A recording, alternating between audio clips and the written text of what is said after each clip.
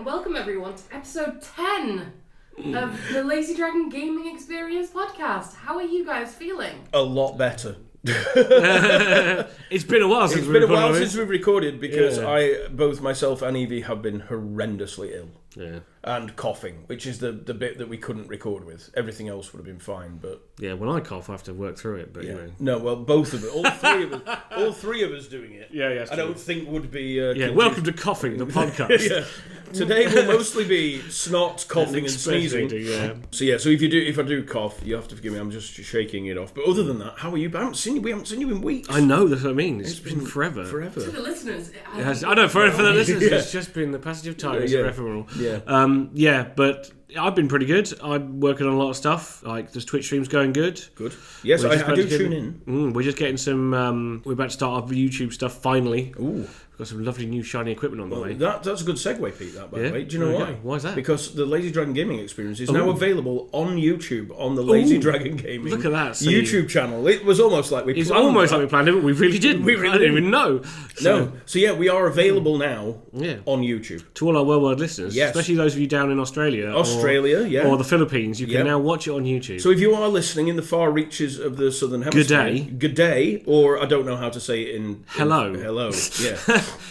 I'm not going to attempt Filipino. No, we're not going to be that. No, we're not going to do that. But let's do some quick plugging. So, obviously, Lazy Dragon Gaming, at the end of March, we are closing our doors in Blackpool because we have no location to be in. Sad times. It is sad. We are not, however, closing. Never. No. We are not. We are still conducting business, courtesy of some friends of ours, at Fazpack in Bispam, who are hosting our Lorcana, Yu-Gi-Oh! And Pokemon events. Awesome. And AJTCG, where you do all your live streaming. Indeed. In Preston, who are hosting our Davin 40k series, our Yu-Gi-Oh! Winner boxes, and our Yu-Gi-Oh! And Lorcana on a weekend.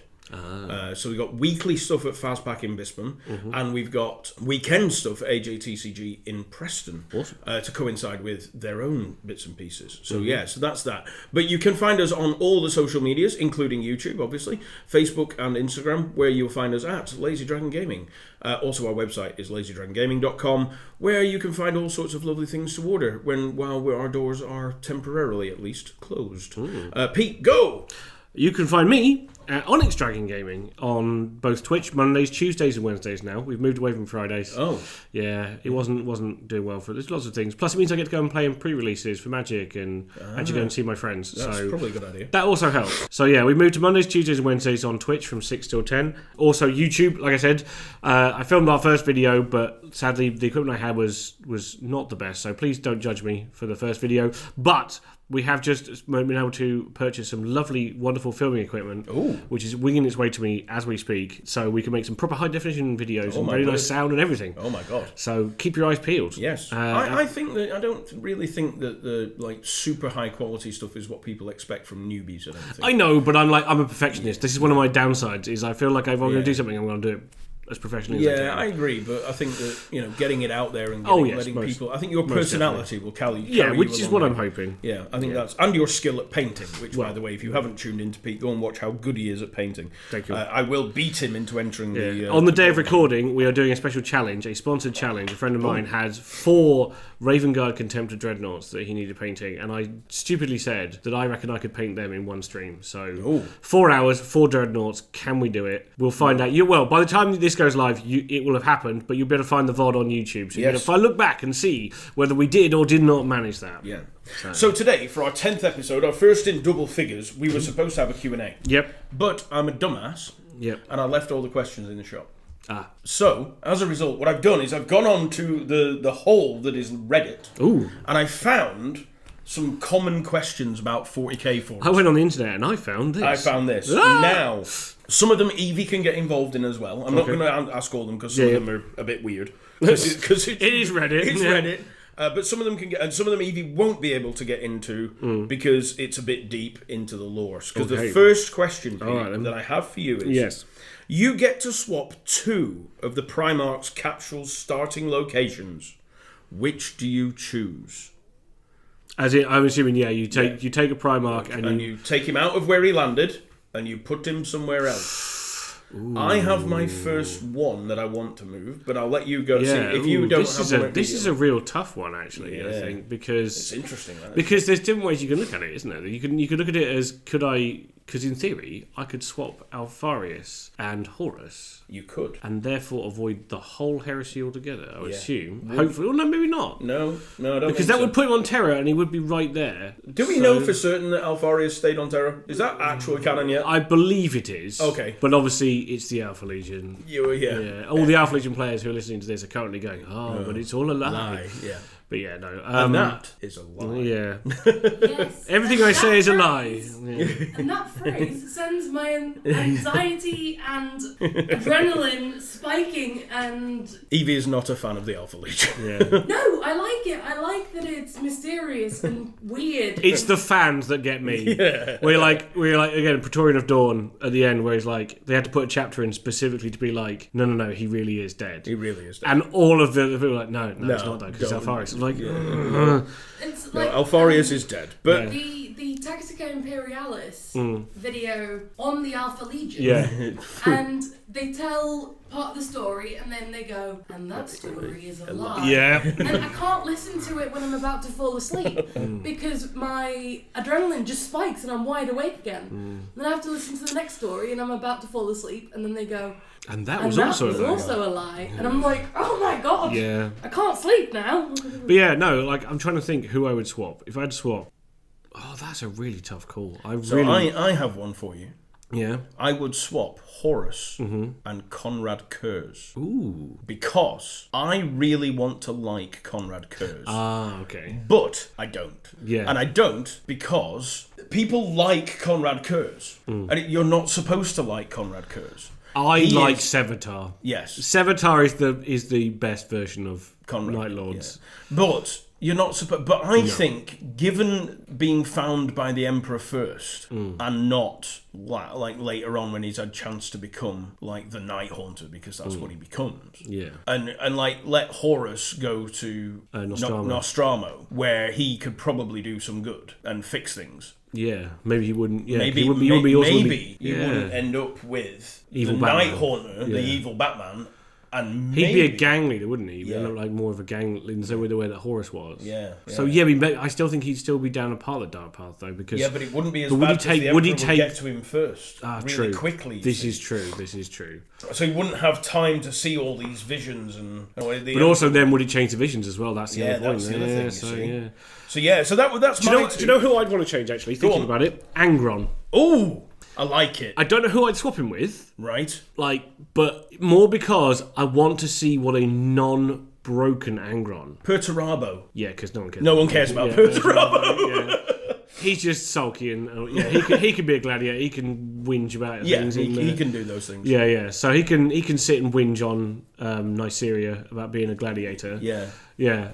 We don't care what happens to Perturabo. Yeah, just do not care. Yeah. So yeah, I think Angron it'd be interesting to see him as a non-broken. I would like that actually. That is a good one. Yeah. Like that. There are quite a few actually. Because yours is pretty much the same reason, right? Because I want to see a non-broken. Because that's the point, right? Is that both Kurz and Angron were broken before the Emperor got there. Yeah. It was too late for them, realistically. Yes. So, I would love to have seen those two unbroken. Yeah. Because even the rest of the fallen Primarchs, they're not like... No. They weren't sort of broken by their childhood. They were just kind of influenced a bit. And they just kind of... Yeah, I think Lorgar is... Lorgar maybe just because Corferon's an ass. Yeah. But I think whoever you put there ends up in that position, right? Yeah, because it's... Yeah, that's the whole you don't change anything. You end up with a different name and the same person. Although, maybe not, though. Because, maybe someone like...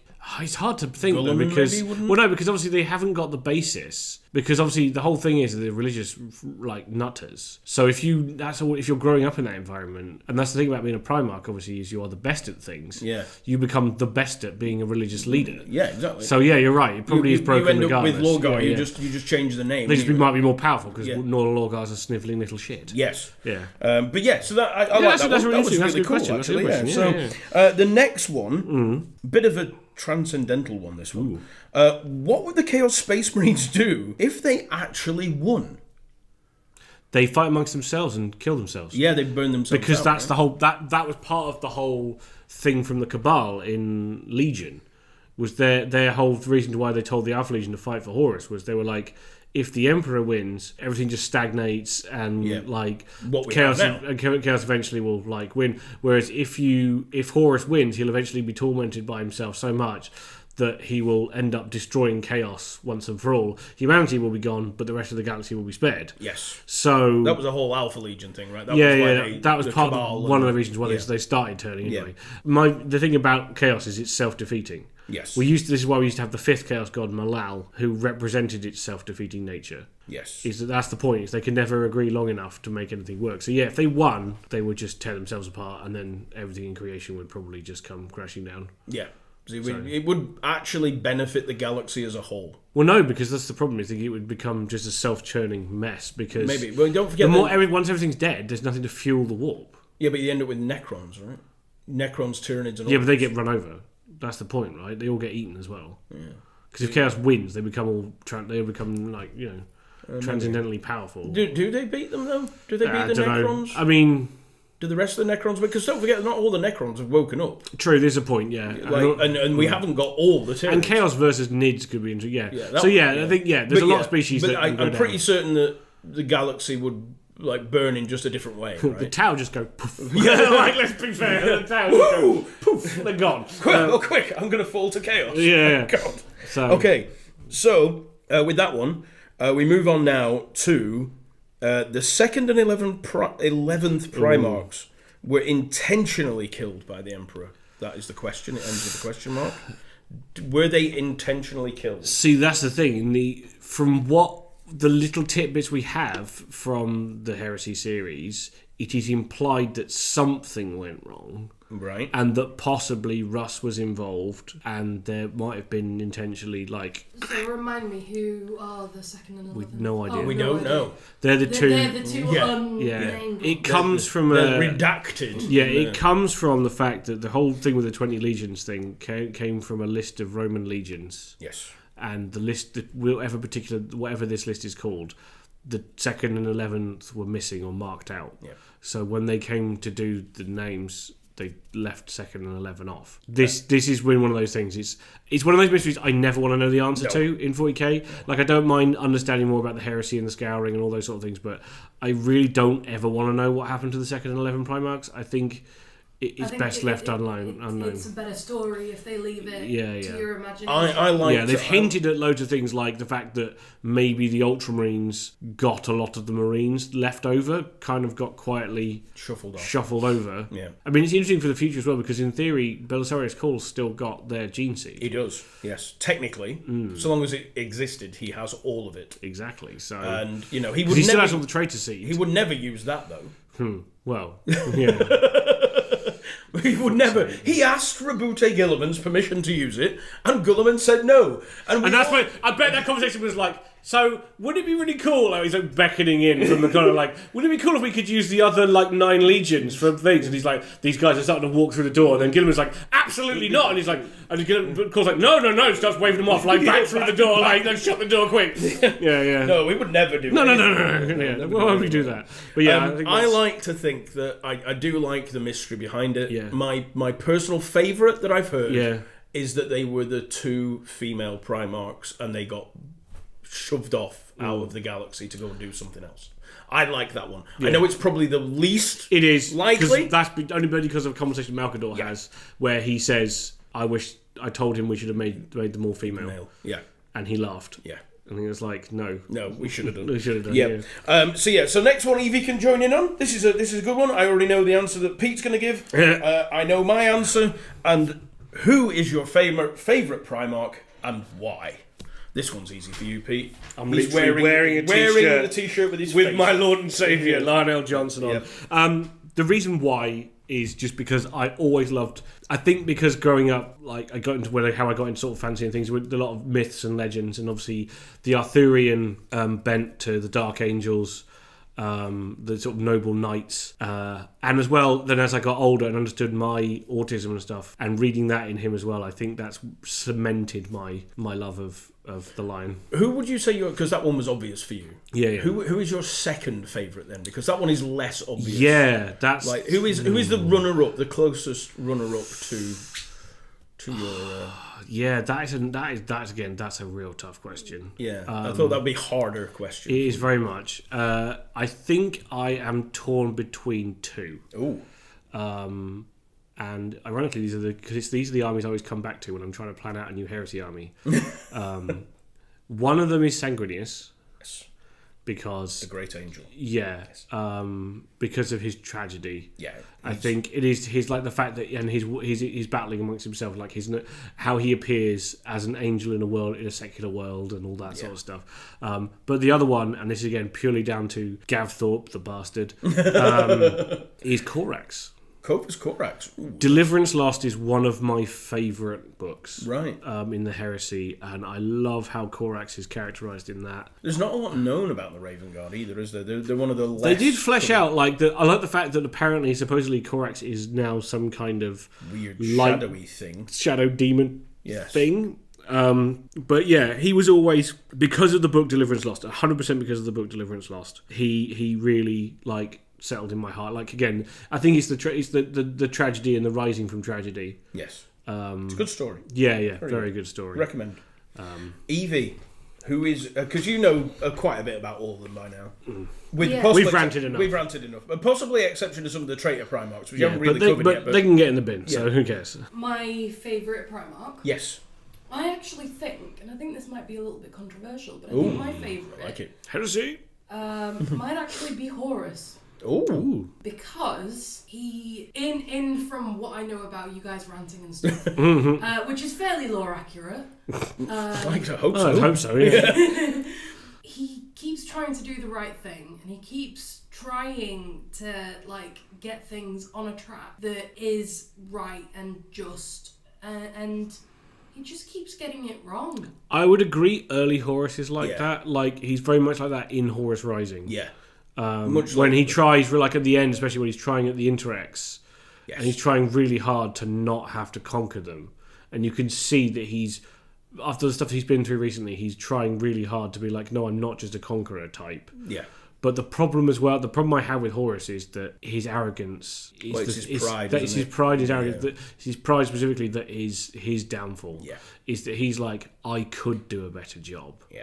I should be in charge. Yeah. And I think that's what leads him off the cliff. Yeah.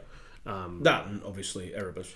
Yes, but even then, when they're in the thing in Davin, when he's in the lodge and Magnus comes to him and he's turn away from this, and Erebus is look, this guy's lying to you, and he's I know, but he's also right. Yeah. And it's just he's the one that he still makes the choice. Yeah. Well, but I think also you get to a point of when you're trying to do the right thing. Oh, yeah. You get to a point where eventually you can't do the right thing, or you try to do the right thing and everything goes wrong. Well, this is kind of go, well, hence the classic saying: yeah. The road to hell is paved with good intentions. Yeah. So.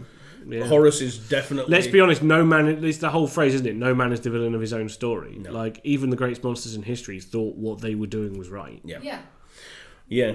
Mine will come as no surprise to either of you. The Angel? It is, of course, Sanguinius. Of course. That's why I didn't want to pick Sanguinius. His story, I hope, hasn't ended. I am one of the believers that if they were to bring Sanguinius back, which, space vampire, perfectly capable of doing, Dracula never truly dies, etc. And they did it right. Yes. Which it would require to be done correctly. Oh, yeah, there'd be a lot of moving parts there. Yeah. But Sanguinius, I don't think his story is ended. And as much as... But I don't either. And like I said, I think we said this in the previous episode, I like the fact that he's more doing things from beyond the veil. I quite like that. Yeah. That's where we see his story isn't over, and he still interacts with his sons and things, but from beyond the veil. He's I just want them to do a new Sanguinius model for 40k. Yeah, that's fair. I get that, especially having seen how good the other two are. Yeah, exactly. I think that Sanguinius' story is tied to Dante's. Yes. I think he has become an avatar almost of Dante now, of Sanguinius now. Where he's I can't interact with the physical world anymore, but you are going to do it for me. Because he is pretty much just... Yeah, I like the idea that he is the avatar of Sanguinius. And especially the interaction with, I wish I could... Oh, yeah. I wish I could let you... Oh, it's so good.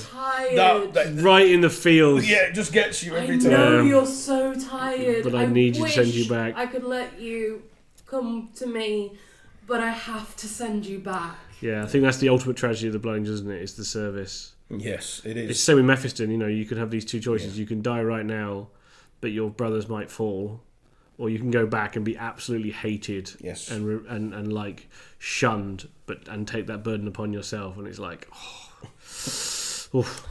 Moving on. Yes. I've got a really funny one now. Okay. You'll like this one. Yep. Oh dear. It's great. Can Space Marines get fat? Yes, and I'll tell you for why. Oh, go on. No, there is literally, it's canon. There is a Space Wolf character, like he's in the Ragnar Blackmane novels when he goes and becomes part of the Wolf Blade. Okay. One of the guys there is really huge, like physically fucking enormous. Right. But I think it's not so much like fat as in like the we would know. Yeah. It's more like a bit like not bodybuilder, weightlifter fat. Because they aren't fat, they're just huge. Yes. But not in the sort of chiseled way that bodybuilders are. Right. Yeah. So yeah, he's so big they had to make like specialist armor for him to like contain his girth kind of thing. So yes, there is. I'm gonna say no. They can't. No, they can't because the way that they're because they're only fed on like weird protein pastes and stuff. Yeah, and they've got such a hyper metabolism. I don't think their body would store fat, they would have to literally just force feed a marine like constantly. I think the way that Marines are created with all the fasting and feeding at certain times and the gene the genetic enhancement. I think I do think the answer to that question, as funny as it is no. Sadly, no. Yeah. Now another one. This one is going to lead into two other questions. Ooh, okay. And this is one of my favourite ones. Why can there not be female space marines? Did you have to? Yes, do we have to poke that bear? Yes, we do. You know as well as I do that this is one of the things that comes up a lot. Well, right. Canonically, they die. Yes. Well, no. Canonically, the zygotes that form the gene seed are keyed to the male. Yes.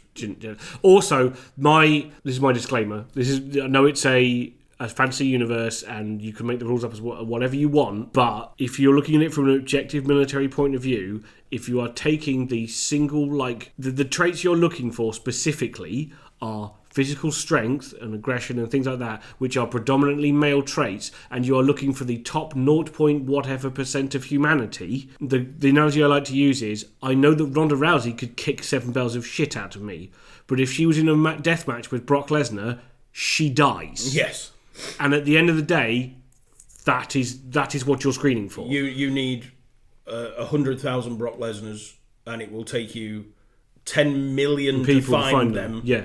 You need 100,000 Ronda Rouseys. It will take you 250 million to find them. Yeah. And in the process, bear in mind, dear listener, that the process isn't, come in, young initiate, we want to make you a space marine. I'm sorry you failed. Off you go. Yeah. They die. Yeah. There is the rejection of every step from the first moment they go through. It's basically like if the UFC was a death tournament. Yeah. Well, additionally, I also think, obviously we've discussed before, that in the grim, dark future, people are a resource. And if I remember correctly,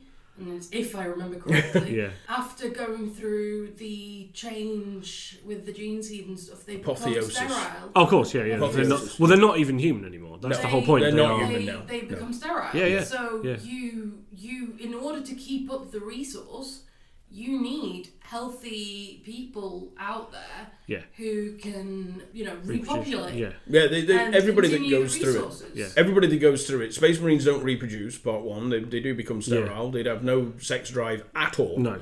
It's all removed from them during apotheosis. Yeah.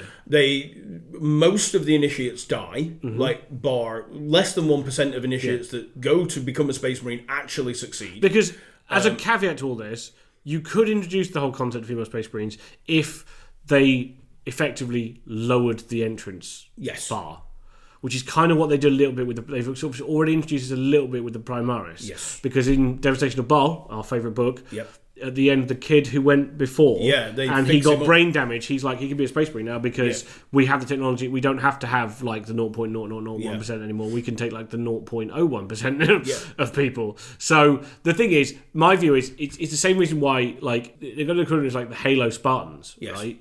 In theory, they should all be men too. Yeah. Because of what you're looking for in the traits of like you're looking for strength and physicality, which are predominantly male traits. Right, in the same way that technically all, if you're looking like for something that can survive G-forces the best, they would be predominantly women because women have a better tolerance for G-force. Yes, that's why a lot of the Astra Militarum pilots and high up ranking Air Force for the military that isn't Space Marines, a lot of them are women. Yeah, and a lot of the high ranking and admirals and stuff like that. Are women. There's a lot of women. Yeah.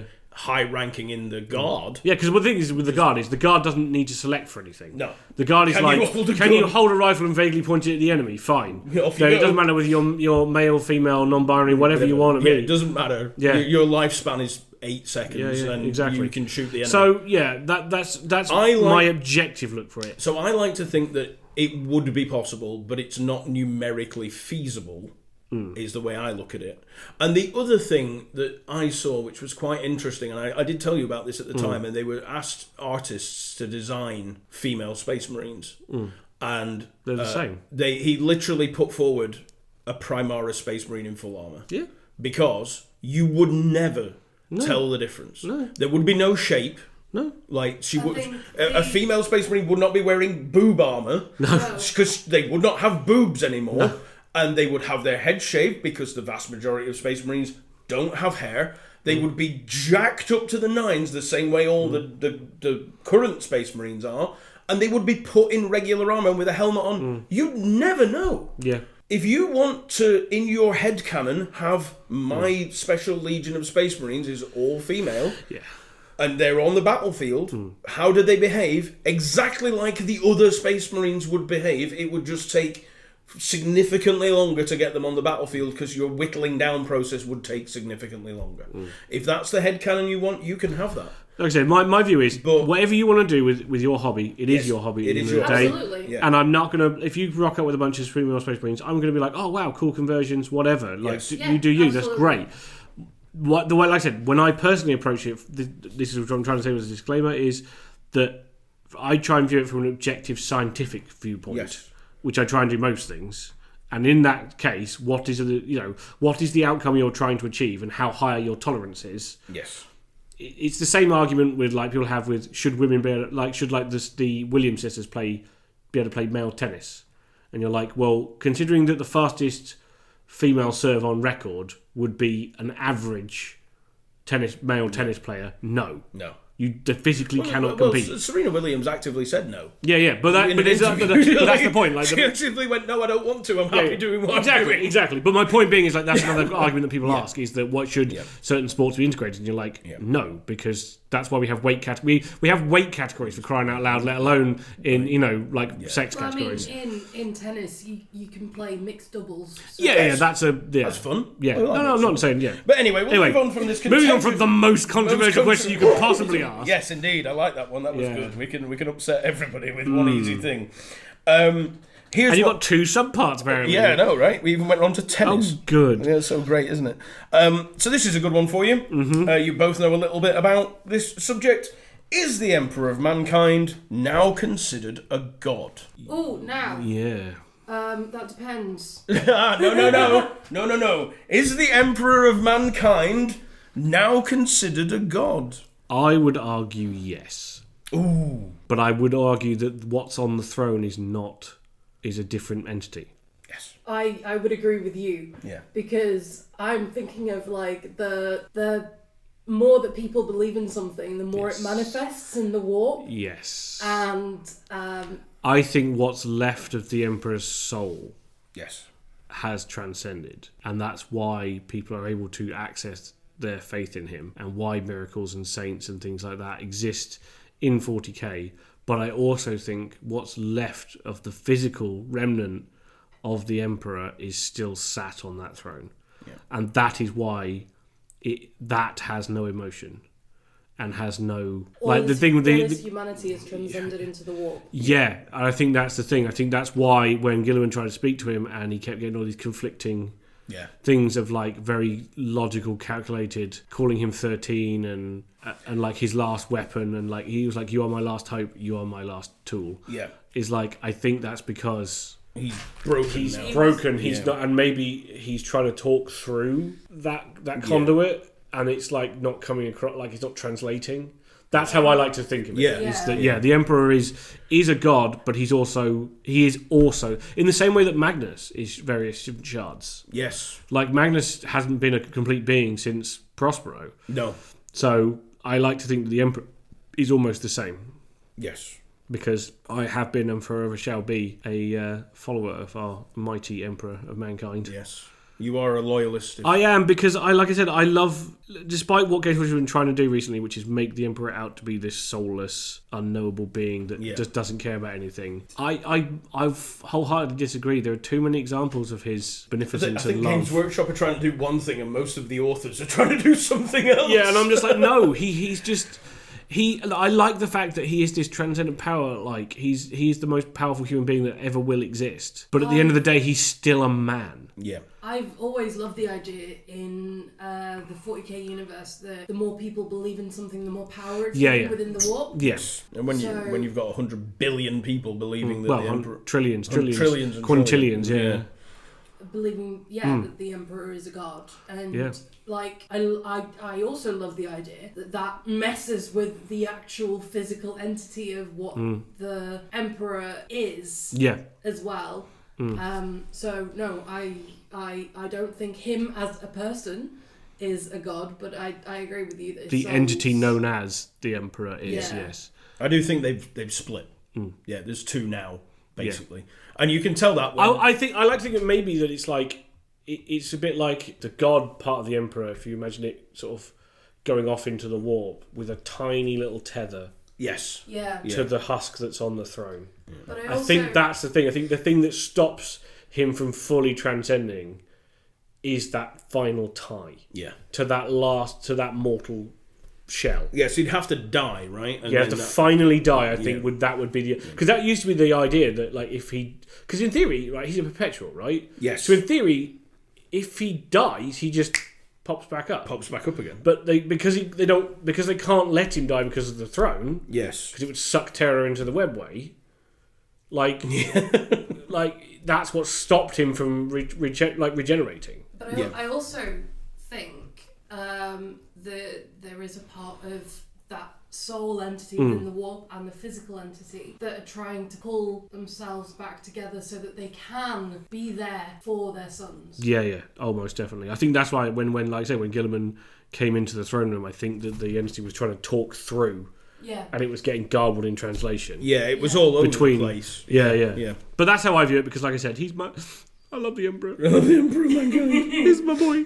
Like, I think my favourite moment of his is in the end of the book Outcast Dead, where the whole premise of the book is that there's an astropath who's been like granted a vision of the outcome of the war. Oh, right, okay. And it's like, who's going to get control of him and find out what this vision is. And all sorts of stuff happens. But basically, right at the end, the Emperor connects directly to the mind of this astropath. And it's a vision of them playing chess. But they're not. There's a chessboard in between them, and the pieces are moving on the chessboard. And he shares. He's like, I don't need to see. Like the Emperor's like, I know the vision. And he's like, because he watches the board, and on the board he starts losing, and he sees it in the astropath's like, you're going to lose this. And he's like, I know. He said, but the thing is, if you can't, no one else can know this, because an army that is bolstered by an unshakable belief that they cannot lose, like they literally know they cannot lose, is going to be far more terrible. And the same, it will break the spirit of all the defenders to know that we're going to lose. And the astropath's like, he's like, yeah, but how can you do this? He's like, because I have to. Like, I have to go to this. It's the only way. It's the only answer. And the thing I love the most is that at the end, he's like, because obviously, when astropaths become astropaths, they do the soul binding ritual, which burns out 99.9% of people, burns out their eyeballs. Yes, it does. So the Emperor, this is his final gift, is he's like, you have to die, basically. Kaiser, like, you have to die because this is too dangerous a knowledge. Because there's a massive fight going on around him at the time, by the way. He's in the psychic realm, and the Emperor gifts him his eyes back. Ooh. As a last gift to say thank you, and I'm sorry. And I'm sorry, I can't. I cannot. You cannot tell me the Emperor doesn't care about humanity when he takes the time to talk to a single human. Yeah, and not even like a Space Marine or a Primarch. This is just a guy. Well, that was he's an astropath, but he's just a guy. Well, that was the other thing at the end of the Horus Heresy. By the way, spoilers in case you don't know the end of the Horus Heresy. But when there's a couple of things that allegedly happened and have been retconned a few times in general things, and one of them is that when they're on the Vengeful Spirit. When they're on the Vengeful Spirit, Sanguinius is dead, and the Emperor is fighting Horus, but he's holding back still. But he's still holding back because he's his son. And just a regular guardsman. Yeah, it's changed from being like a custodian, a regular guardsman. This is why I was convinced it was going to be Elenius Pius. Yes. In the stories, because all person he becomes Saint Elenius, who is the patron saint of the guard. Right. And I figured he was going to be the one to have. So to happen to he him. Sort of interposes himself. Well, no, he kind of comes running into the room, ready to be like, "Oh, my lord, I will help aid you," and Horus just literally, just not even vaguely, just obliterates him, like mind, body, soul, everything. And that's the moment the Emperor goes, "You're not my son anymore." Yeah. Like, I can't hold back. There is no humanity in you. Yeah. And I cannot hold. And there's the things like in the oldest version of the story, he does basically that's when he stops holding back. Yeah. He batters Horus down, and in that final moment, Horus comes through clearly, and he's like, "Do it." Yeah. And that's when the Emperor annihilates Horus's soul. Yes. Specifically, he just burns it out. Yeah. So that he can never come back, like in any way. Yeah. So but yeah, it was that. I don't know what we're going to get in the new. We version. have done now. It's a bit of a confusing mess, but yeah, kind of Elenius Pius kind of does that, but it's not really a thing. And that was the thing where it was always. I liked that bit because it said that the Emperor basically was trying to save his son. Yeah. Right up until the point where he just killed a guy. Yeah. Not a Space Marine, not a Custodian, not a Primarch, because the Primarch was dead in front of him. Yeah. You killed a brother. Dead. Yeah. He killed his brother already. But he just killed a guy, and that was the bit where the Emperor was like, "No, I'm done with you." Unfortunately, for those who haven't read Siege of Terror yet, spoilers. But yeah, no, that's not how the fight goes down at all anymore. I don't it saddens. I don't like it. I'll be honest. I'm ready and I don't like it. I ain't going to spoil it, but it's not how I don't like the final fight, if I'm really honest. So I was told this, and I think it was by you. Yeah. They stopped playing Magic the Gathering halfway through. Oh, wow, okay. I mean, they don't, but like basically they have a battle with the Imperial Tarot. It's really weird. Okay, no, none of that. They try to make this fight, basically they make it... What they do is... I played Yu-Gi-Oh! Yes. My example is that they went from like for those people who've seen Star Wars, I'm sure that's almost all of you who listen to this thing, and if not, go away and watch it and come back. Overrated. Oh right, this is not the podcast. Not the time. No, not the time. No tangents. That's for my stream. So in Return of the Jedi, the fight between Vader and Luke isn't the flashiest lightsaber battle in the world. Right? Yep. But it really hangs because of the emotion behind the fight. Yes. Right? That's what's driving it, is Vader and the Emperor trying to get Luke to use that anger and to fight and to release that inner thing, right? That's what makes that fight so good, right? Counterpose that to the fight between Obi-Wan and Anakin in episode 3. The fight itself is just spot, flash. There's no emotion in it until the very end. Yeah. Till that final moment where he's like, don't do it, I've got the high ground. Like, it's that's what it feels like. It feels like they've swapped the pure emotion of the battle isn't about the fight itself for me. It was about, like you say, it's about the humanity. It's about the Emperor still being human, still going, I just can't, we're two titanic powers, but I still can't bring it to do this, and then having to do it. Yeah. But when he finally realises that his son is gone. Yeah. And then he just obliterates two Titans that mortally wound each other, and then one finally tips, and then he just finally tips the scale. But yeah, that's my... Yeah, I think that... I don't want to read the new version. And I'm pretty certain you told me, because I always like the Horus Heresy as like a fireside story. Yeah. And I think you told it to me. Yeah. Like over many... This is what I always loved it was, because it was almost like, especially if one of those people that grew up like we did, where you end up going to Games Workshop stores and then, from noob to veteran. Yes. the Horus Heresy was a story that got told almost like hand-me-down. It was a legend. Yeah. In the same way that like King Arthur and Robin Hood and all those sort of things are. Yeah, you get told it. You don't... so many people I know can't remember where they first learned about it. No. But they all know it. Yeah. Like, they all know the tragedy of Horus falling on Davin and all the I major first beats. learnt about the Horus Heresy from you telling me about it. Well, I like I say, I'm pretty certain Pete told me. Yeah. Because I was always a fantasy fan. I didn't really do the 40k For us, films. at the very least, it very much is a fireside tale. Yeah. Mainly because I flatly refused to read the books because I think they've gone And I think that's true of like a lot of history though. Realistically, ironically, knowing what we know about the Horus Heresy now, there's some cool. They've added some cool stuff, and there's some bits that were some interesting twists and whatnot, and interesting character explorations. But at the end of the day, like, but then again, how do you stick the landing on something like that? Well, Like, you can either end up with Lord of the Rings or The Hobbit. that's oh yeah, and tell me about it. And I'm afraid they ended up with The Hobbit. They really did. I don't like even it. to the point where they should have been 2 books, if only like because the second book of the 3 End of the Death parts is literally the book equivalent of this email could have been this meeting could have been an email. Yeah. Like I just think that like you've got with Tolkien, which is by far my favourite thing in the world. Yeah. You've got Lord of the Rings, which is superbly done and put to cinema in the best way they didn't do it perfectly. No, but the best way they could. It's still an amazing cinema. Like, and then they did The Hobbit, and they just everything that was good that made the Lord of the Rings good was taken out and replaced with studio bollocks. Yeah. And I've read some of the Horus Heresy. I do enjoy a couple of them, but I'm sorry, they're The Hobbit to everything else is Lord of the Rings. They didn't do a very good job of it, in my opinion.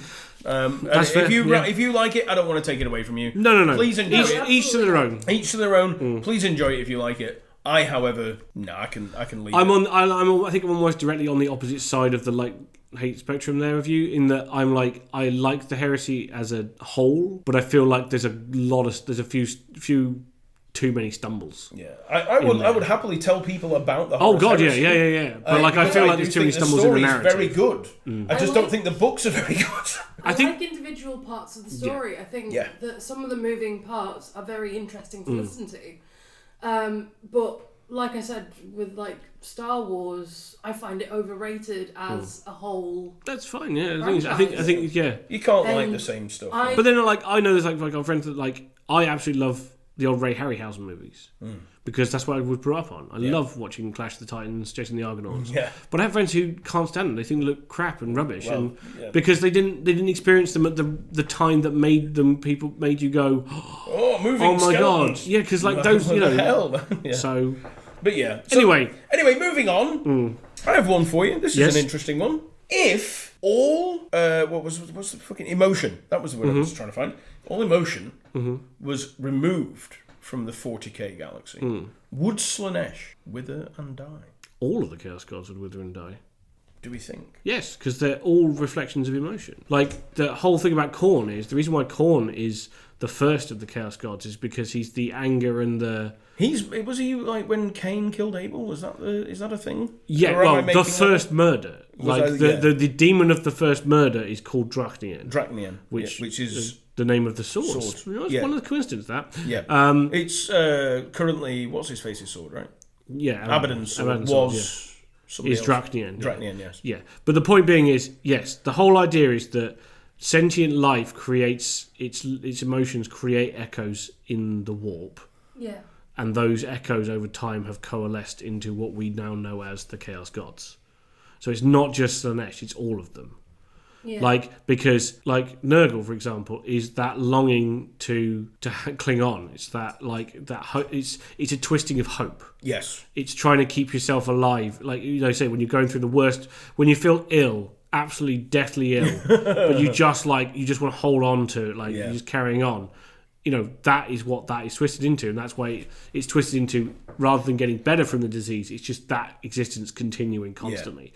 Tzeentch is the search, the thirst for knowledge, that what's over the horizon to a point going too far. Yeah. You know, again, Khorne is just any of those negative, like the whole other it's all the like transphobia, homophobia, racism, all of those things become Khorne. Yes. Because all that fear and hatred of the other is what becomes Khorne. And again, the excess, the wanting to push things too far is where Slaanesh comes from. Yeah.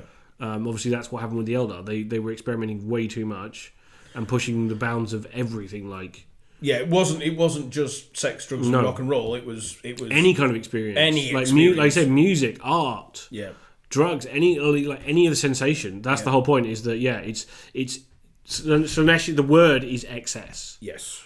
Like all of the gods can be almost boiled down to one word. So excess is Slaanesh's. Change is obviously Tzeentch's. Decay is Nurgle, and I think it's hate is Khorne. But yeah, so with that, if the entire universe was nothing but Vulcans, there would be no Chaos Gods. No. But they would slowly peter out, wither and die. Yes, and they would try and exert their influence wherever possible through. Yeah, but the whole point about it is there's no way you're not going to get that. Yeah, somebody's going to want to bash somebody else's head in with a rock. Yep.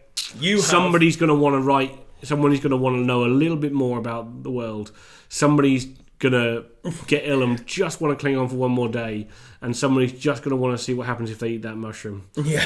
So, yeah, that's an interesting question. But yeah, that's... Yeah, no, I think I agree with you. I think it's... Okay, so next question up. I like this one for both of you. Yep. Excluding the Imperium... for you, excluding the Imperium of Man. Who is your favourite 40k faction and why? Now this is easy for me. I know. Well, you go first because I'm actually having to think. Because I know Pete wanted to say the Imperium of Man. No, that's why I ruled it out. This is easy for me. I like the Eldar. I love pretty much everything about the Eldar. I love that they have, you go to the temple and you study under the Exarch in that temple to learn a certain path, and then when you're done with that you can move on to the next one, or you might get trapped in it, might get trapped in it and become your own Exarch. You become your own, yes. And I think my favourite sort of Eldar story is like of the Solitaires, where like if you see the Solitaire you know you're gonna die, and if you touch the Solitaire you will die. You will die, yes. Well, don't touch the Solitaire. I love the idea that the Phoenix Lords, which I'm pretty sure can be dated back to fantasy, reside in the little crystals. The Soul Stones. Yeah, the Soul Stones. That's right. Yeah. Yeah. And well, all Exarchs are like that. Yeah, all the Exarchs are previous Exarchs combined. Yes, but it's usually the first Exarch that has... They're a blending of all the personalities of everybody who's ever worn the armour. Yeah. But what makes the Phoenix Lords separate is that they are one... Whilst they are also that, their first ever person is their primary personality. Yes. So they don't, whilst they'll absorb like the memories, because there's a really cool little short story of an Exarch tending a warp gate in his shrine, and it's a striking scorpion shrine, and Karandras basically comes tumbling through it, and he's like tears everywhere, like on the brink of death, and the Exarch comes running over. And he basically like touches the Exarch and it absorbs him, and then he's like, right, thanks to his memories I know exactly where the Council of Seers is. I'm off to go and thing. So yeah, like that's the idea. And the idea that their suits can literally lie there for hundreds of years until an Eldar comes along and is like, what's that? Yeah. And back up they get. Yeah. And I think that's really cool. Yeah. And I've drawn like a conclusion in my own head from when we were talking about the High Elves who have Phoenix Lords. The Phoenix Kings, yeah. Phoenix Kings. That's like a crossover between the Phoenix motif, very much. Yeah. And so I don't care if that's true or not, but that's what I believe. That's the great thing, yeah. And yeah, I love that.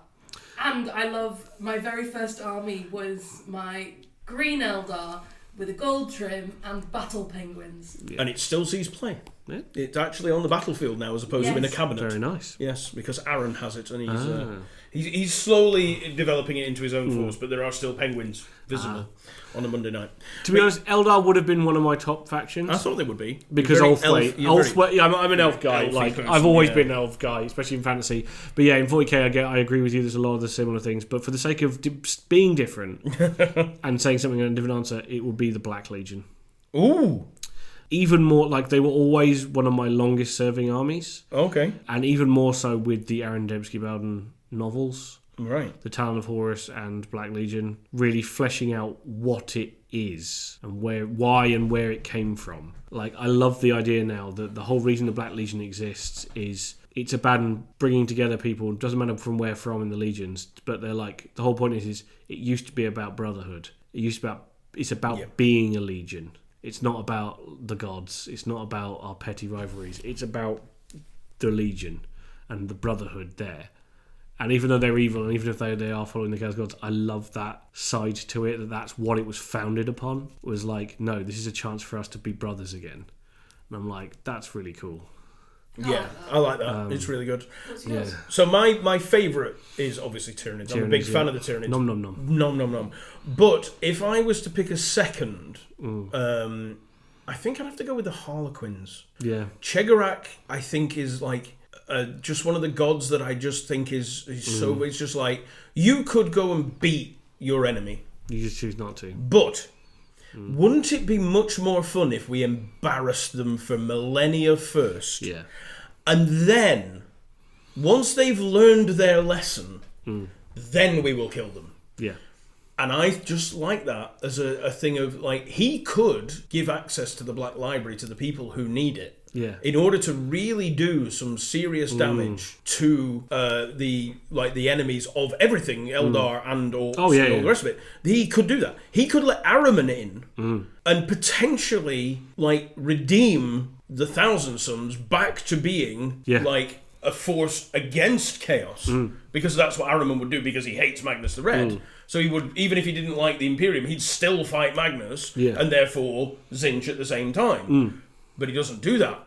He offers it to him a few times, because Ahriman's got to that door 3 times now. He's got there, and Chegarak's been, no, I don't think so, mate. Off you pop. And he's like, no, why? So yeah, he could do that, but he chooses not to, because he's actually a right dick.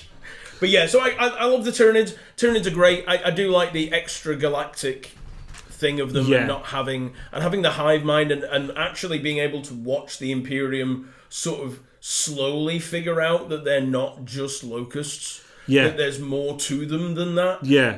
Again, Devastation of Baal. Come back to it all the time, but their whole discussion between the librarians about them explaining, like, it's like the fingers of a hand. Yeah. Like, they all know what's going on.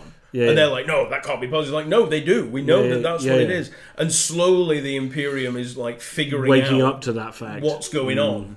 And of course, in the meantime, the Great Devourer comes to everyone eventually. Yeah. And of course, the scariest force in 40k, with the Necrons not being fully awoken, are the Tyranids, because they are endless. Yeah. Very much like the Orcs, where you've got this tide of stuff. By the way, honourable mention to Orcs, I think, from all of us who think, like, without a doubt, the Orcs are amazing. Orcs add much needed levity to the 40k universe. Yes, they are without a doubt one of the most interesting other factions. Oh, yes. I love the way the Orc society is structured. Yes. Yeah. I still think one of my favourite little tidbits is that rebellious Orc teenagers become Storm Boys. Yes. What they like to do, so they rebel by running away, putting on uniforms and marching up and down. Yeah. And living organised lives. Yes. Like, that's their rebellion. I've always loved that. Yeah. It's just like, it makes so much sense for society, but it's just hilarious as a concept. Like, I'm running away to go and live a regimented life, Mum. You can't. I will not stand for your disorganisation anymore. I'm going to go and march in lines. I want a schedule. But yeah, so the Orcs are obviously the honourable mention. You're ruining my life. You don't let me set time. You don't let me have a bedtime. Why have I not got a curfew, Mum? Yeah. So yeah, none of these clothes go together. This is the Orcs, and we love the Orcs to bits. I'm going to ask you a semi-related question. Now. Henry Cavill, as we know, this is going to be a tough one. I know, is about to do something with Warhammer 40k. Now, are we? Well, by we I mean, of course, the royal we. Are you looking forward? Because it's Amazon, right? Yes, right? It's Amazon Prime. Amazon Prime. The reason why I'm excited by it, so as I'm excited because Henry Cavill is an EP. Yes. and he is one of us.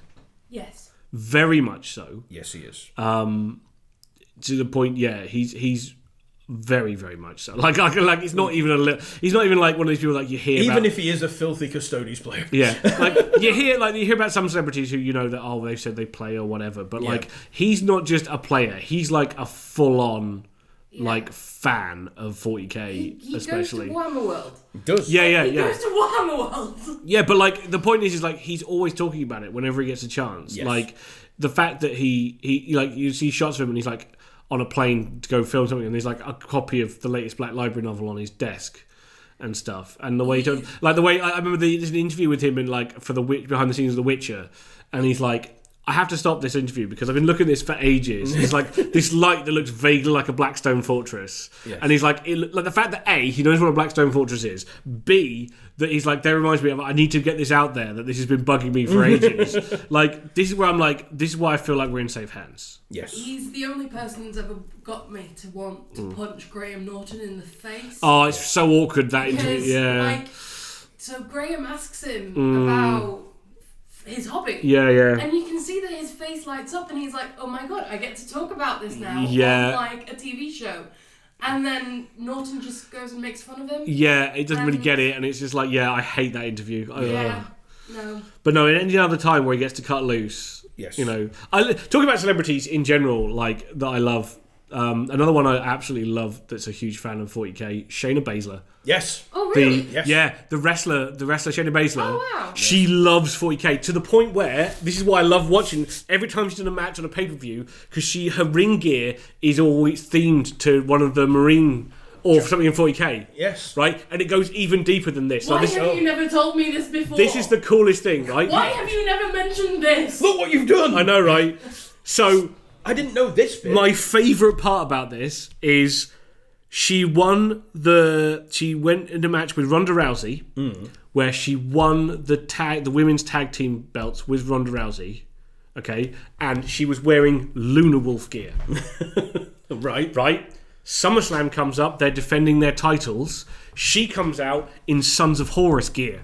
And then she backs. And she betrays Ronda Rousey. And I'm like, that is the deepest cut, and I freaking love it. Oh my god, that's amazing. So every time, check her out on Twitter and stuff. You get to see all the things. She like interacts with a lot of people that like love wrestling and 40k. Yeah, I love watching every time she's on a pay-per-view. Especially, I'm always like, what legion is she going to be this? Because I think the Rumble she was Blood Angels. She even had the knee pad, the squad marking knee pad. I was like, that's somebody who knows. She's been to Warhammer World a few times, right? Because I know that one of the UK tours a few years ago. Because obviously I know a bunch of people at Warhammer World, huge wrestling fans. Yes. People like Adam Troke, huge wrestling fan. So she was like, going to be in the UK. What can I do in Nottingham? Obviously, apart from going to Warhammer World. And Adam was like, you need to come, because like we will take you behind the scenes. And it was her and Cesaro, I think, at the time, got a behind-the-scenes tour of all the studios and everything, a bit like Henry Cavill did. Right. But yeah, she's a huge fan. Right. Samoa Joe apparently as well. Really? I didn't know that one. Yeah, either. He's a big fan. He's not as like open about it, but like I know he's a big wrestler. He's a big 40k guy. Right. But Shayna Baszler especially, check out all of her 40k inspired ring attire. It's awesome because obviously her thing is she's the Queen of Spades. Yes. So normally where there'd be like a Legion symbol, it's a spade, or it's like a winged spade symbol. Right. If it's like Blood Angels, for example. It's absolute genius. I love her to pieces. We're gonna have to. She's freaking awesome. Evie's busy. Busily googling. Yeah. Frantically. So I think when it comes to champions, I swear, like I really hope. My personal hope would be to see Shayna Baszler, the White Scars one. Yeah. To see Shayna Baszler in one of these projects, even if she's just got like the. She's got the wings of the Twiller. Yeah. With the around the spade. Yeah. Yep. But I really hope that she gets to cameo at least. It'd be really cool. I think she'd make a really badass Sister of Battle. Yes. Like in 40k, I think that'd be really cool. I would like to see, but no. So we are cautiously optimistic. Yes. For Henry Cavill to do something good. Very much. What would you like to see them do first? The thing that they said they were going to do. Oh, what is that? Eisenhorn. Yes. Well, because pre-pandemic, the production company that did Man in the High Castle was supposed to be doing Eisenhorn. Yes. And then the pandemic happened, and no one ever talked about it ever again. Yeah, a lot of it got shut down, didn't it? Yeah, so that was kind of sad. So I'm hoping... I still think Eisenhorn is the best. The fact that the book itself, the trilogy of Eisenhorn, made the top 100 sci-fi novels of all time. Yes. Tells you how good a story Eisenhorn, by is. the way, the series, if you haven't read it, we advise muchly reading Oh, it. God, yes. It's an incredible story. It's really, really good. It's an incredible story of, like, how the road to hell is paved with good intentions. Yes. Because the great thing is, I don't think you ever, if you read the trilogy, because it's a trilogy of books, I don't think if you read the trilogy, there's ever a point where you don't agree with what Gregor Eisenhorn is doing. I think they give you enough context to be like, yeah, he's right. Yeah. And you feel like he's being persecuted by certain people that push him down roads. But I think that's also part of the insidious nature of what happens to him. Yeah, I do think you're left with a lot of the time with the Eisenhower novels going, he is right, but he doesn't really get a lot of time to think about. That's the point, right? Yeah. He gets but that's what makes him so sympathetic, and it's why by the end of it you're like if you took him from the beginning of the books and the end of the books, and you're like, how did this guy become this guy? You know, like, because this guy's such an upstanding, follow the rules kind of guy. And then you read the books and you're like, oh, but he had to do that. He didn't have a choice because that guy was going to kill him and then they were going to blow up a planet or whatever. And you're like, so he had to make that choice right in that second. It was the only choice he had. And it's like, but it's still a step on that path. And it's like, it is always like sometimes you have to do the wrong thing to do the right thing. Yeah, he is a fantastic. And I think if that was done as a series, especially a long-running series, I think it would. I would like series over movies. I want series over movies. These days, I think your prestige television show. Yes. Because I genuinely think something like Eisenhorn, if it was done well and written well, could be Games Workshop's Iron Man moment. Well, I think we've seen it time and time again as well. That movies that promised that they would be, a great adaptation of whatever story. One of my personal favourite examples is the series of Unfortunate Events. Yep. Where the original movie that we got didn't have the feel of the books at all, and then we got the TV series on Netflix, which was what everyone dreamed of. I think these days, you're right. These days, when it comes to adaptations, the TV series allows a story to breathe, to tell all the parts that need telling. You don't have to hack anywhere near as much out. No, because the thing as well is like also you can let people learn as a series goes on. Whereas in a movie, you have to be like, here's this world, here's the deal, here's what's going on, and here's what our story is, right? And if you're introducing a world like 40k, you can't do that. That's why I think that again is why I think Eisenhorn's the best gateway into that world, because it's like. It has a couple of Space Marines in it, but they're like, oh my god, what the absolute fuck kind of guys, which is what it should be, because it gives you the perspective is at a human level. There's an incident with our Chaos Space Marine. Yeah, and you're like, and it's like, oh shit. Yeah. Like, it's not a company of Space Marines or Chaos Space Marines. It's a singular Chaos Space Marine. I feel like, and it's an effort. Because I think, like, as an anecdote there, I think the Halo series they did Forward Unto Dawn, which was like a prequel to like the Halo 4 when it came out. They did it in episodes, and it's about Commander Lasky, who's one of the human guys, as a kid at the barracks, and his story. Then it gets attacked by the Covenant, right? And throughout that first bit, you're like, oh my god, the Covenant, what the fuck? Like they're so powerful, and these are just kids. These are just kids. They're trying to escape. And then there's one moment where they're all hiding in the shower, and then an elite comes in just as the elite's about to find them. Drops dead. Helmet lamps come on. It's the chief. Yeah. Right, and then you've got 2 episodes of the chief like laying waste to people. But because you've had that whole setup, it makes what Spartans can do really awesome. Yeah. And it doesn't cheapen them. And I think 40k needs to be the same with Space Marines yes. when it comes to putting them on screen. Obviously, it's what everyone wants to see. It's the cornerstone of 40k. But I think by doing something like Eisenhorn, where you build up and you're like, then you get to see a Space Marine cut loose. Yeah. Rather than cheapening it by having like just because otherwise they just become 100 dudes in armor. They just come across like humans. Yes. Right. Yeah. They just look like big because there's no scaling. They'll just look like humans in big chunky armor fighting each other. Yeah. Which will cheapen the impact of this is supposed to be a massive superhuman warrior that can move at speeds that would make your mind boggle. Yeah. And can rip people literally limb from limb. I do think that the best use of Space Marines en masse is animated and video games. Very much. Very much so. I do think that in live action, you want one, yes, and you want them to be fucking impressive for the 15 minutes they exist on the screen before they bog off again. Yeah, you almost want like that moment where like the Inquisitor arrives with a bodyguard of like a Death Watch Space Marine. Yeah. And he just comes in and just like wrecks face. Yeah. And then just stands there menacingly in the corner for and the rest then of the episode. goes away. Yeah. I will say though that no matter how it turns out, I think it's really important that we do watch it. Oh yes. And that we enjoy it for what it is. Without too much judgment. It's never going to be everything you want in your head. No. But then, like, you talk to anime fans right now, like One Piece, that's just come out on Netflix. The like, there's a lot of people that are like, yeah, it's not perfect. It's not an exact one-to-one replica of the thing. But anime fans are like, this is the most amazing thing we've ever had as a live adaptation of it. It really feels like they've gone to the creators. Yeah. He's gone to the creator of the thing. They've got his blessing. They've really like wanted to be. You can tell they've really paid. They really know. They love what they're making. They've really cared about everything. And I think as long as that's there, again, it's come back to that Lord of the Rings thing, isn't it? The guys that made Lord of the Rings really cared about everything. They added so much detail. The Weta Workshop guys have added so much detail and love to props that you never see on screen. No. Just to add that bit of extra richness to the depth of the world. And I think if it's made by people who care, their views on 40k might be different to yours, but I think if it's made by people that care, I will support it 100%. Yeah. Absolutely. I think I say that as well with like, because I've been stung a little bit by Amazon now, with the Wheel of Time series. Yeah. Just because it is so different. The path that they've taken is so different from the books that now I'm still thinking about it. I'm still enjoying the TV series as a TV series. Yeah.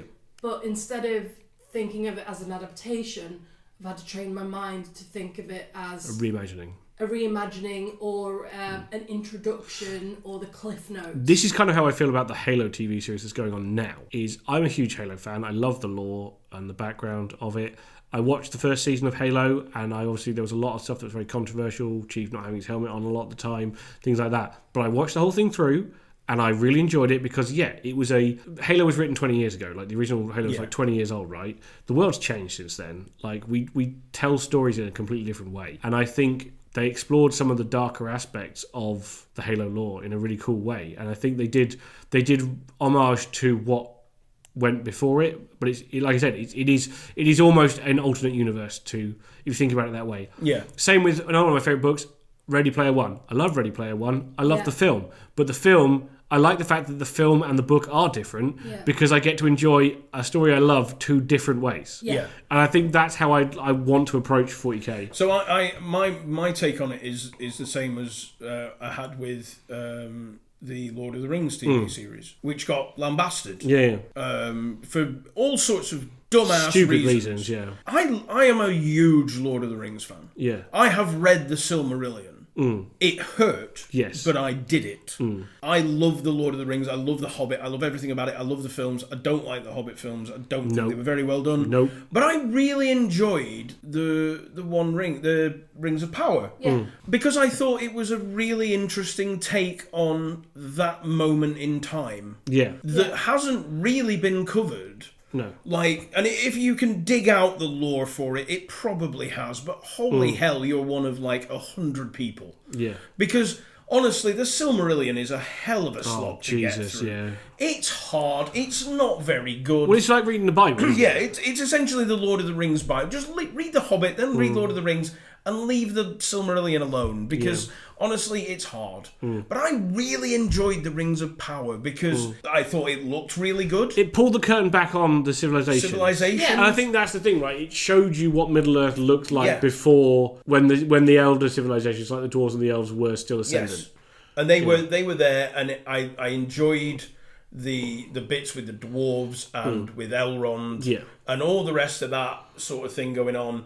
And I thought it was really well done. It got slated by people, and I'm like, just enjoy it for what it is. You don't have to like reference a Silmarillion every 30 seconds. Yeah. All the time. Nobody else does. You know. And if you bring up the argument there are no black elves, I will slap you because Tolkien never once referenced the skin colour of just about anybody that wasn't in the Rohirrim. Also, it's also the 21st century. Get over it. Get the fuck over it. People of diversity are allowed to play whoever they like now these days. Like, and rightly so. Yeah. Because and also the actor that played the elf made a really good fucking elf. Yeah. Like, he was, like, really good in the thing. And Gloin's wife she's was awesome. fucking amazing character. And that could not have been done. Other than the way they did it, I don't think, with the humour that they put into that character. It's like you will stay. He's not staying for food. He's staying for food. He's staying for food, and we know that who wears the trousers in that relationship, and it comes off, and they love each other, and it's amazing. Yeah, like just enjoy it for what it is. Don't drag in your hatred of other things to it. Like we're having the same. Sad thing is we're having the same thing, same arguments in 40k. Yeah, like you see the covers of the Dawn of Fire series when that came out, the first book, and there's like an Ultraman on the cover that's black, and you're like, everyone's like, oh, there are no black Ultraman. Like, why would there not be? Like, does it matter? No. Like, who cares? Like, I would argue that we haven't had, like, until recently, we haven't had any like bare-headed Space Marine heads that are I think because it's not just a case of taking a Caucasian head and painting it black. No, there are that doesn't there is feature structure. Same with like Asian features or whatever. So I like the fact that Games Workshop has taken pains to start adding them into kit style. Yeah. But I also understand why they didn't back in the day. Yeah. Because you'd have one head that you'd then like a blank, and you just alter it slightly 5 times to make it slightly different. Yeah. Whereas if you've got to make an Asian head, a black head, a white head, a female head, whatever, it adds a lot of time to the process. They've streamlined the process. So now, like I understand why it wasn't there in the past, but now the fact that the technology is there and the time is there, they are doing it. There's a lot more. There's like a lot of female guardsmen now. There's a lot, like I said, a lot more diversity in the bare heads of things like Space Marines and characters like that, which is awesome. Yes. Because, it's like, it is one of those things. And yes, this hobby has been predominantly dominated by white men for the longest of times. And it will still be dominated by white men just because it is a thing that appeals to white men more so than other people. Yeah. But just because that's true doesn't mean we shouldn't also let other people be part of it. Yeah, no, you should never keep anybody away from a thing they love. It's why I never understand why people get really gatekeepers, especially about women in the hobby. That's the one that makes me laugh the most. I'm like, do you not want also women that you can share like interests and talk to about a thing you know really well? Like, I'm sorry? 30 sweaty, bearded men. Yeah, that's what I want. That's what I want every weekend without fail. Yeah.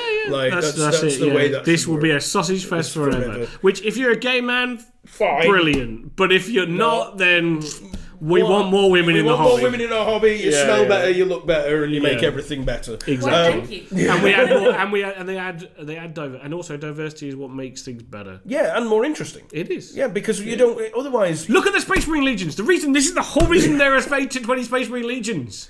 And why they're all different. This is literally baked into the core of 40. This is going to be my little soapbox now. Yep. The Space Marine Legions are all different specifically. They were designed to be different because it's their differences that lead to new ideas and to like specializations and all this sort of stuff. The Emperor specifically designed those legions to be diverse and separate. And if that's what the Emperor did, and it's good enough for him, it's sure as hell good enough for you. Rant over. I think there's a scene in The Big Bang Theory that pretty much sums it up. That we shouldn't be gatekeeping. And it's the scene where the girls are all reading comics that they've picked out themselves, and they're discussing like the Thor's hammer. Yes. Who can lift? Yeah, and they're all listening. Is it the one where they're listening outside the door? Yeah. And the guys are all just listening in, and then like one of the girls says something, and the boys just kind of turn to each other. Their jaws are hitting the floor. And they're like, we just love these girls way more now. Yeah. That they're into the thing that we are into. Exactly. Yeah. And that we can have these conversations. One of the things that always bugs me, and this is from 25 years in this industry of gaming in some form or another, it's when you get, and it comes up with wrestling as well. Yeah. It's like, it's not real, right? Oh, God. And I'm like, yeah, but do you watch the latest Marvel movie? Yeah. Yeah, it was great. Neither Game of Thrones. Yeah. You know it's not real, right? Yeah. Like, of course I know it's not fucking real. I don't watch it because I think they're actually fighting. Yeah. I watch it because it's interesting. Yeah. Stop shitting on my thing because you don't like it. Do you go to church on a Sunday? You know it's not real, right? That's you could know. All right, but the thing is, I'm not trying to offend anyone who's religious. But the point being is, you could make the same argument. Yeah. Absolutely. It's not. It doesn't matter. It doesn't matter that... Like the guy said in the interview about wrestling, it's real to me, damn it. And at the end of the day, that's what matters. Yeah. Like, I want to see WrestleMania. There's nothing better than a great main event where the babyface finally... It's that moment when you've been watching them for like half an hour, he's overcome all the things, and you just get that 1, 2, 3, the arm goes up, you lose your mind. I don't care that was always the outcome. No. It's like you say, it's the same when Thanos goes down. Yeah. Like that moment, when he snapped, when Iron Man snaps, and the whole cinema erupts because it's and then starts crying. Exactly. Because I cried at the funeral for Iron Man. Yeah. Like I was crying throughout the whole movie. It's not real. I understand that, but I'm still getting emotionally invested in the thing, and we do and that that's with good. That's what's called good storytelling. Yes. Yeah, and we do that with the devastation of Baal at the end, where I was crying. Yeah, same. Like, because it's heart wrenching, and it's just so good. So don't ever shit on other people's happiness. Enjoy things. Are you happy? Yes, I'm happy. Good, I'm happy too. Let's agree to be happy. Let's do that. Not enough happiness. There's not enough happiness in the world, especially in 40k. Yeah. Especially in the 41st millennium, where it is in fact very grim. You take your hope and your joy where you can find it. Yes, indeed. Yeah. If that's the one lesson we can take from 40k is everything is shit, but there's occasional lights in the darkness, and you cling on to them where you can find them. Find it where you can, and if you can't, join the Imperial Guard. Yes. And if the Inquisition is listening, everything is wonderful. Yeah. I think that will just about sum it up for today. Yeah. I hope. The next 2 episodes are all about me. Yes, they are. Okay. Go on. Enlighten us. We are going to take a look into the Legion that Grimaldus. Oh, we are. Yes. The Black Templars. The Black Templars. And then the episode after that, we are going to recount the story of Grimaldus and Trooper Andre, which is my favourite. Yes. 40k story. Hell's Reach. Hell's Reach. Yes, we are going to. I will have to re-listen. Yes, so I have watched, listened to, and researched Hell's Reach quite a bit. I love the story of Grimaldus at Hell's Reach. My Black Templar knowledge, however, will require a bit of brushing up. But we're going to do the Black Templars first as an episode, because they are quite an interesting faction. Who are they? Where do they come from? Why is Sigismund so badass? Why is this a thing? Yeah. All the way up to the modern time. And then, like Evie said, the week after that, the next episode will be about Grimaldus, the High Reclusiarch of the Black Templars, and his bro for life, Trooper Andre of the Armageddon Steel Legion. My favourite. My favourite. I love the story of that. So yeah, Hell's Reach basically is what we're doing. So many happy, funny, and emotional moments. It does. It's a very good story. But with that, ladies and gentlemen, thank you very much for listening. We hope you all enjoyed our questions and answers. If you do have any questions, please feel free to leave them in the comments section of wherever you are listening to this podcast, and we will add it to a list that I will promise not to leave in the shop next time. I will add it to that list, and we will have glorious times of question and answers for our future episodes. 10 episodes time. 10 episodes time. 10 episodes time. Yes, indeed. So with that, goodbye, have fun, stay safe, and of course, obey the Inquisition. Bye. Bye.